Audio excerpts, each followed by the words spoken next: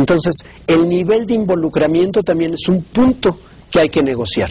Entonces, el primero es cómo educo a mis hijos y cómo quieres tú, el abuelo o la abuela, que se eduque a tus nietos. Ese es un primer factor.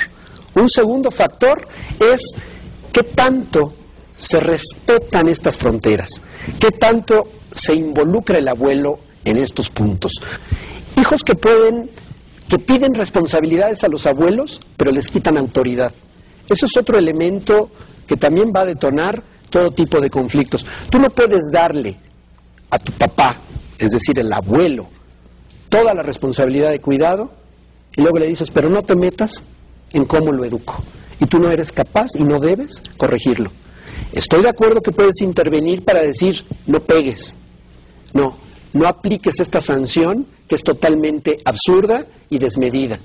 Por eso los abuelos también tienen que ponerse al día en estrategias disciplinarias que les permitan ponerle límites a sus nietos, porque muchos nietos se vuelven unos tiranos porque se sienten respaldados por abuelos sobreprotectores.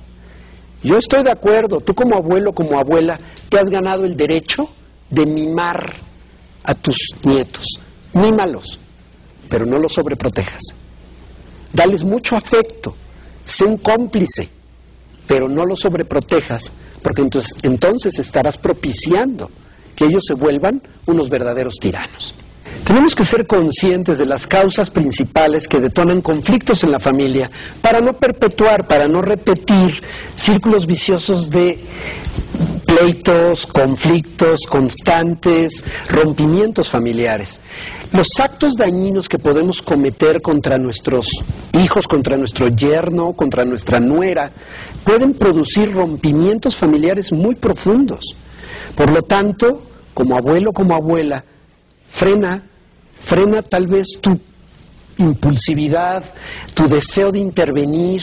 Yo sé que lo haces por el bien o pensando en el bien de tus hijos, pero muchísimas veces tu interferencia, tu intervención se convierte en eso, interferencia.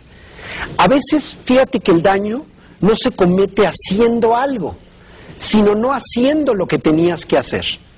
La falta de apoyo, la omisión, puede producir que también haya conflictos, que no te involucres, que no quieras nunca cuidar a los nietos, que no quieras involucrarte más allá de verlos socialmente. Fíjate, entonces la omisión es la que produce y no solamente la acción. Otro aspecto que también produce continuos conflictos o roces es la antipatía, vamos a llamarle entre comillas, natural, que puede haber hacia el yerno o hacia la nuera. ¿Te cae mal? Tú esperabas otro tipo de pareja para tu hija, tú esperabas otro tipo de pareja para tu hijo, y nos metemos indebidamente en su vida.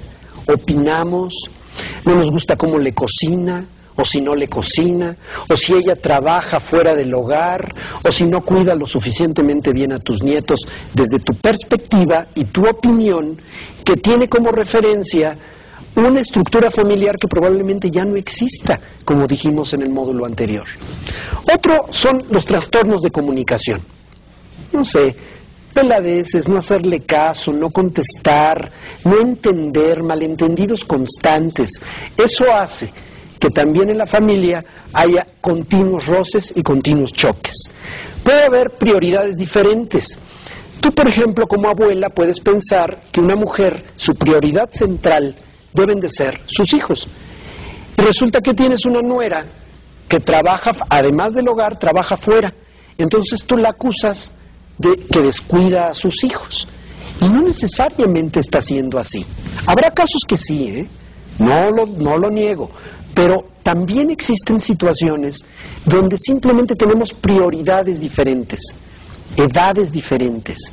La prioridad, la jerarquización que haces de lo que te importa o no te importa, varía mucho según la edad y según, justamente, en qué etapa estoy viviendo.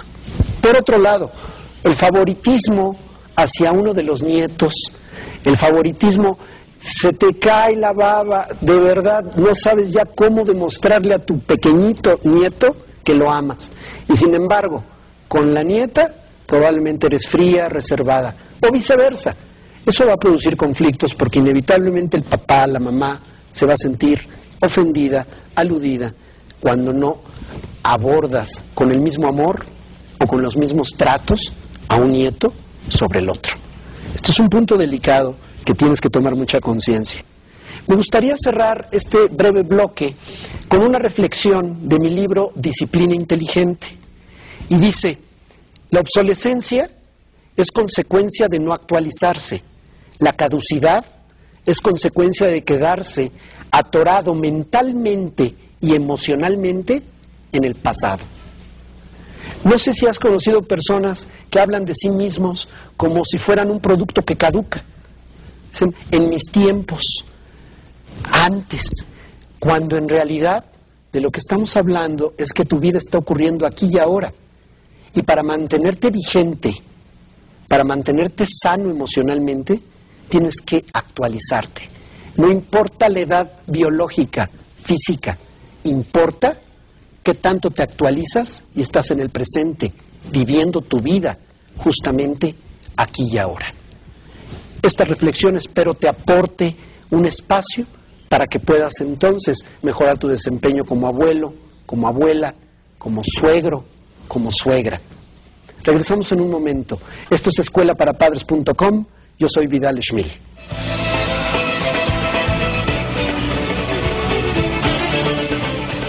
¿Cómo se lleva usted con su yerno o nuera respecto a la educación de sus nietos? ¿A qué lo atribuye? Muy mal. ¿Por qué? Porque en la actualidad ahora los papás no saben llevar a sus hijos bien, a inculcarles los valores principales, que es lo más recomendable. Son muy agresivos, con groserías, mi yerno, y eso no se trata, de educar a un hijo. Por eso mis nietos me siguen a mí. Hasta ahora hemos estado hablando de lo que detona los conflictos en las familias, pero vamos a ver cómo intervenir cuando tienes que meterte como abuela, como abuelo, en una situación que tú estás viendo que está mal en la familia de tus hijos, con tus nietos. Bueno, no te vas a quedar de brazos cruzados sin hacer nada. La clave está en cómo entro. Hay un primer punto antes de hablar de la comunicación, que es evidente que vamos a tener que tocarlo. Hay un punto o un factor previo a la comunicación. Para que tú te puedas comunicar adecuadamente, necesitas respetar y ser tolerante. ¿Qué quiere decir esto? Que tienes que aceptar que son diferentes a ti, que tienen puntos de vista diferentes.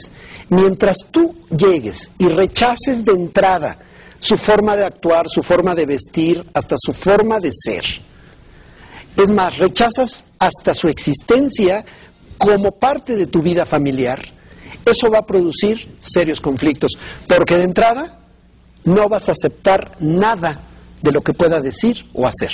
O sea que antes de comunicarse bien, o te lo digo de otra forma, para que puedas comunicarte bien, es necesario que desarrolles tu tolerancia, que veas que es diferente y que aceptes dicha diferencia.